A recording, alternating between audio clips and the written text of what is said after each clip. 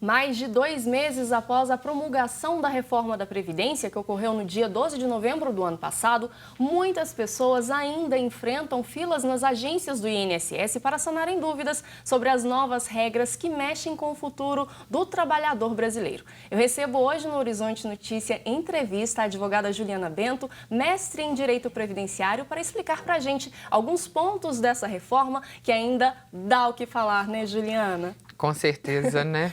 Acho que a primeira pergunta, né? Essa reforma, ela realmente era necessária?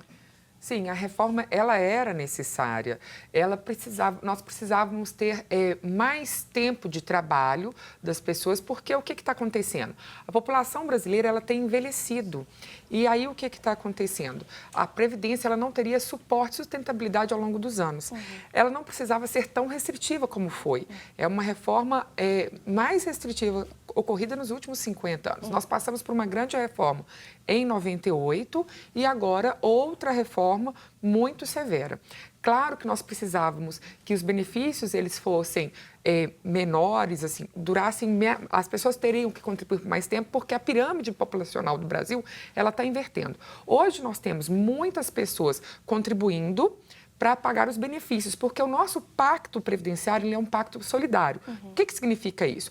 As pessoas que estão trabalhando, é a rentabilidade da contribuição delas que mantém o benefício de quem está aposentado em gozo de benefício, tanto aposentado ou recebendo auxílio-doença, aposentadoria por invalidez, as pensões por morte. Não é o dinheiro que você pagou para custear a Previdência é que vai pagar o seu benefício no futuro. Como essa pirâmide está invertendo, a gente precisava, sim, de uma reforma. Não da forma como foi feito, mas, sim, precisávamos de uma reforma. E, Juliana, em que consiste essa reforma que foi aprovada em novembro? A reforma da Previdência, aprovada agora pela Emenda Constitucional 103, ela modificou os benefícios programáveis e não programáveis, principalmente quanto ao cálculo dos benefícios e ao tempo de contribuição e o momento em que as pessoas vão se aposentar. O que aconteceu? O governo agora colocou uma idade mínima que não existia. Essa idade mínima ela vai exigir que as pessoas trabalhem, as mulheres até 62 anos e os homens até 65 anos, com 15 anos de contribuição. O que o governo conseguiu com isso? Fazer com que as pessoas trabalhem por mais tempo e elas tenham um salário menor, infelizmente. Por quê? Modificou toda a sistemática de cálculo de benefícios, além de diferenciar aí agora a forma de aposentar. Porque na sistemática anterior, na lei anterior, nós tínhamos duas espécies de benefício. Nós tínhamos o benefício por tempo de contribuição, onde as mulheres se aposentavam com 30 anos de trabalho e os homens com 35 anos de trabalho.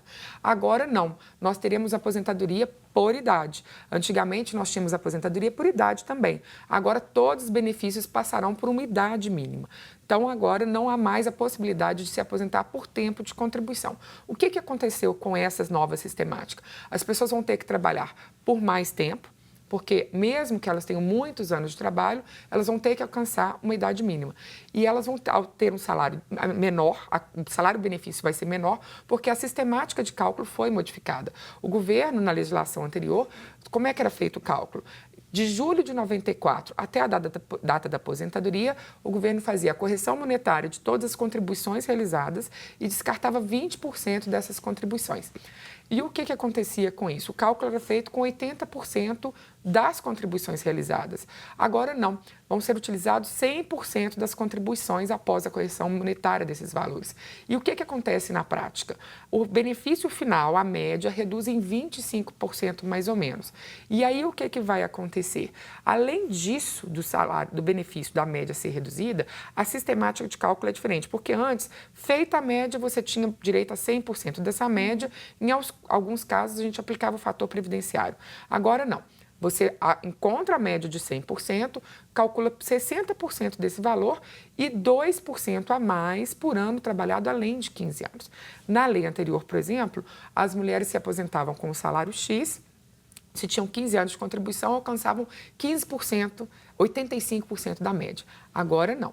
As mulheres que têm 15 anos de contribuição vão se aposentar com 60% da média. Então, houve uma economia muito grande com o valor do salário-benefício pago. Por exemplo, na aposentadoria por invalidez, que é o momento em que a pessoa precisa muito de um benefício, o salário anteriormente era calculado em 100% da média, não tinha nenhuma redução do fator previdenciário. Hoje, não. Hoje, o cálculo da aposentadoria por invalidez, ele também é proporcional ao tempo em que a pessoa trabalhou. Então, as pessoas vão ter, dependendo se ela sofreu um acidente muito jovem, ela vai ter um salário muito reduzido. Isso já acontecia para servidor público e agora vai acontecer também para as pessoas do regime geral. Significando isso, no final das contas, um salário muito menor. Também modificou a pensão por morte. O que acontece com a pensão por morte agora? O benefício ele vai ser apenas 50% do valor, mais 10% por dependente. Então, uma família que tenha 2 filhos, por exemplo, vai receber somente 80% da média. Juliana, você comentou que em 50 anos a gente não teve uma reforma, né, uma intervenção tão restritiva como a reforma que foi aprovada em 2019. Você acha que houve uma perda de direitos com a aprovação dessa nova reforma? Com certeza. Houve uma dificuldade muito grande de acesso aos benefícios e houve uma restrição muito grande, sim, principalmente no entendimento de proteção à integridade e saúde das pessoas. A gente pode falar aqui, por exemplo, da aposentadoria especial, em que o governo permitia um ajuste de trabalho. Como que funcionava? A pessoa que trabalhou em área especial, o que é isso? A pessoa que trabalha exposta a agente químico, físico, biológico, por exemplo, enfermeiras, médico, quem trabalha em mina subterrânea, que é muito comum aqui na nossa região. Essas pessoas computávamos o tempo de trabalho dela de forma diferente.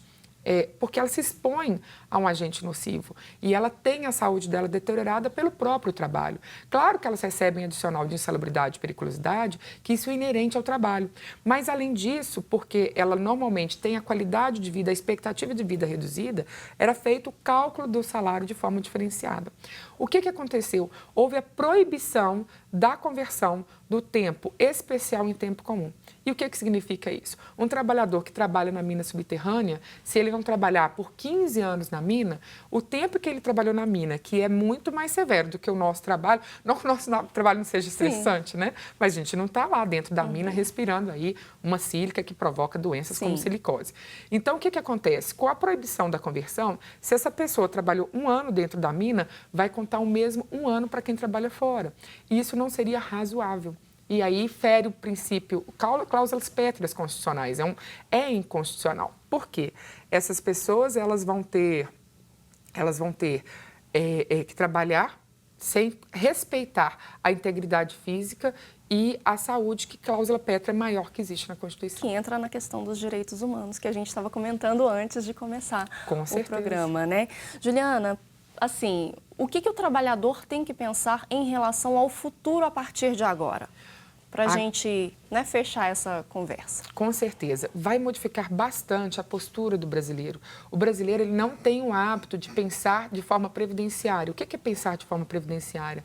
É justamente projetar o futuro, entender que nós envelhecemos, que nós adoecemos, que nós somos falíveis. E como nós não temos o hábito disso, e como agora o benefício previdenciário, ele é um benefício que ele está reduzido, as pessoas não têm dimensão como ele vai ser reduzido, as pessoas vão ter que começar a se planejar, a fazer planejamento previdenciário, porque elas vão se aposentar mais tarde com um benefício menor numa época que nós precisamos muito de renda. Vai ter que necessariamente o brasileiro se importar com o futuro e planejar esse futuro. Juliana, muito obrigada. É um assunto que dá vários programas, né? Porque são muitas dúvidas relacionadas a essa reforma que foi aprovada em novembro de 2019. Muito obrigada, né, por esclarecer um pouquinho para a gente. E eu espero que você volte para esclarecer outros assuntos no Horizonte Notícia também diariamente. A gente fala bastante sobre isso, né? Com certeza. E agora já vem aí uma PEC paralela que vai reformar a reforma, né? Já é assunto para mais um Horizonte Notícia Entrevista. Juliana, muito, muito obrigada. E você aí de casa, muito obrigada pela sua companhia. E se você quiser rever o programa de hoje, acesse o nosso site tvhorizonte.com.br. Até o nosso próximo encontro. Tchau!